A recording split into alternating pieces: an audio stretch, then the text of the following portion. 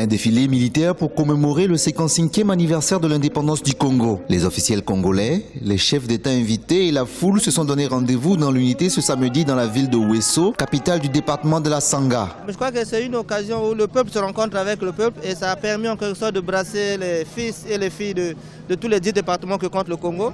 Et ça permet de se connaître davantage dans nos coutumes, dans nos us et dans nos manières de vivre. Tout ce que je peux souhaiter, c'est qu'on accélère ce processus, qu'il y ait plus de voies de communication, en télécommunication, enfin les NTIC. Depuis 10 ans, les célébrations de la fête de l'indépendance se font de manière rotative dans les départements du pays et ont pour but de mettre en place une municipalisation accélérée. Une politique de développement qui consiste à doter les villes hôtes des festivités de l'indépendance d'infrastructures modernes. Ici à Ouesso, le gouvernement congolais a annoncé un montant de 400 milliards de francs CFA pour moderniser les infrastructures de cette région située dans le nord du pays. L'arrière-pays était un peu une zone oubliée. Aujourd'hui, avec cette nouvelle stratégie, chaque localité se développe. On voit des constructions nouvelles, on voit des gens qui viennent s'installer, les usines s'installer.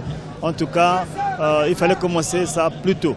La politique de municipalisation accélérée a été lancée en 2004. Elle est couplée avec la fête de l'indépendance du Congo. Lorsqu'elle accueillera l'année prochaine les festivités du 56e anniversaire de l'accession à l'indépendance du pays, la ville de Madingu, chef-lieu du département de la Bouenza, sera la dernière étape de la politique de municipalisation accélérée.